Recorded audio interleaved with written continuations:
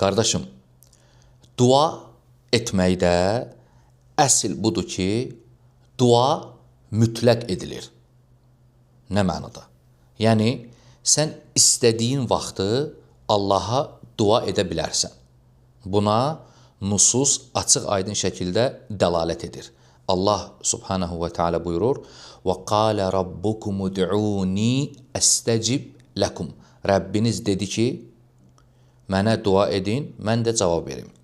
Bu ayə açıq aydın şəkildə göstərir ki, insan istədiyi vaxtı Rəbbinə dua edə bilər.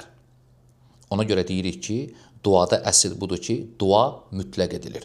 Lakin, nusus həmçinin dəlalət edir ki, bəzi yerlər var ki, o yerlərdə dua etmək daha güclüdür. Yəni, icabətin, duaya cavab verilməsinin səbəblərindəndir. Buna da nusus dəlalət edir. Ona görə müsəlman çalışmalıdır ki, o yerləri öyrənsin, oxusun və o yerləri dua edəndə seçsin ki, o yerlərdə dua etsin. Məsələn, azan-iqamə arası.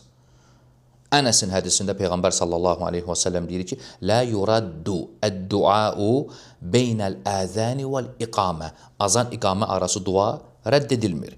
Yaxud, məsələn, gecənin ortası, yaxud 1/3. Buna nusus dəlalət edir. Abu Hureyra hədisində Peyğəmbər sallallahu aleyhi və səlləm buyurur ki, gecənin 1/3 Rəbbiniz dünya səmasına enir və deyir, mən yəd'uni fəəstəcibə ləhu. Dua edən varmı cavab verim? Yaxud, məsələn, səcdədə dua etmək. Peyğəmbər sallallahu aleyhi və səlləm buyurur ki, qulun Rəbbinə ən yaxın olan vaxtı səcdədir. Odur ki, duaları çoxaldın. Yaxud, məsələn, cümə günü müəyyən bir saat var. Peyğəmbər sallallahu aleyhi və səlləm xəbər verib ki, cümə günü elə bir saat var ki, müsəlman o saatda dua edərsə, Allah subhanahu və teala cavab verər. Yaxud, məsələn, xəstənin yanında olanda, Peyğəmbər sallallahu aleyhi və səlləm buyurur ki, xəstənin yanına gedərsənsə, orada xeyir söyləyin, xeyir deyin. Niyə? Çünki فَإِنَّ الْمَلَائِكَةَ يُؤَمِّنُونَ عَلَى مَا تَقُولُونَ. Mələklər sizin dediyiniz şeyə əmin deyirlər.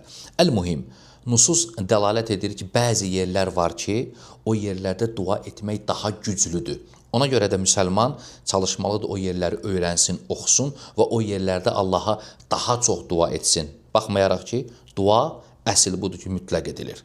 Və sallallahu və səlləmə və barak alə abdihi və rasulihi Muhammed.